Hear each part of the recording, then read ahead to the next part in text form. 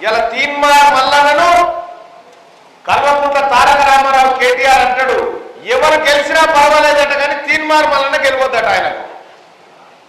ఎందుకు వస్తే తంత ఆడానికి వస్తే సోదరులారా నేను ఒకటే చెప్తా ఉన్నా, తీన్మార్ మల్లన్నకు ఏ అధికారం లేనప్పుడు మీరు చూడొచ్చు ఎంతో మంది పేద బిడ్డలను ఆదుకొని ఆపరేషన్లు చేయించి చదువులు చెప్పించి ఇండ్లు కట్టించి ఎన్నో కుటుంబాలను ఆదుకొని ఇలా విదేశాలలో కూడా చదివిపిస్తా ఉన్న పిల్లల్ని.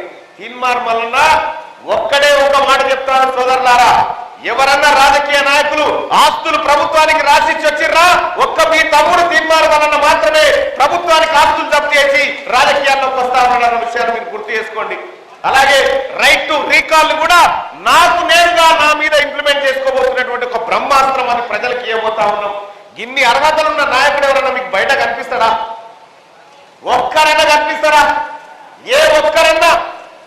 ఈ తుంగతుర్తి గడ్డకు నేను శిరస్సు వంచి నమస్కరించి చెప్తా ఉన్నా, అన్నా ఈ 16,000 ఓట్లలో ఒక్క ఓటు తగ్గినా అది మంచిది కాదు. 16,000 పక్కకే ఉన్నటువంటి నకరేకల్లో 16,800 ఉంటే 16,000 ఓట్లకు వాళ్ళు ఒప్పుకున్నారు.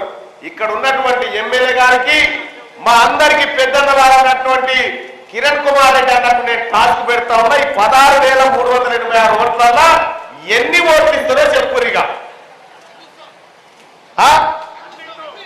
కానీ మీరిచ్చే ధైర్యాన్ని బట్టి వాళ్ళు చెప్పగలుగుతారు. కాబట్టి మీరంతా కలిసి మీ గ్రామ స్థాయికి సంబంధించి ఏ ఊరుకు ఆ ఊరు ఓటర్ లిస్టు, ఏ ఊళ్ళో ఎంతమంది పట్టభద్రులు ఉన్నారు, ఆ పట్టభద్రులకు సంబంధించినటువంటి మొత్తం పేరు, తండ్రి పేరు, ఇంటి అడ్రస్ అదంతుంది. పక్కకు ఒక కాలం ఖాళీగా పెట్టాం. ఎందుకు పెట్టామంటే మీరు ఆ పట్టభద్రుని కలిసి గ్రామ శాఖలు కలిసి గ్రామంలో ఉన్నటువంటి కాంగ్రెస్ పార్టీ కార్యకర్తలంతా కలిసి ఆ పట్టభద్రుని కలిసి మా తమ్ముడు మల్లన్నకు కిరణ్ కుమార్ రెడ్డి తమ్ముడు పోటీ చేస్తా ఉన్నాడా అన్నకు తమ్ముడికి ఒక్కసారి ఓటేయమని రిక్వెస్ట్ చేసి పక్క పోటీ వాళ్ళ ఫోన్ నెంబర్ తీసుకొని ఆ ఫోన్ నెంబర్ అన్ని కలెక్ట్ చేసి మండల శాఖకు పంపిస్తే మండల శాఖ నియోజకవర్గానికి, నియోజకవర్గం నుంచి గాంధీ భవన్ వార్ రూమ్ వరకు ఇవన్నీ పోతాయి. ఇట్లా ఈ రాబోయేటువంటి వారం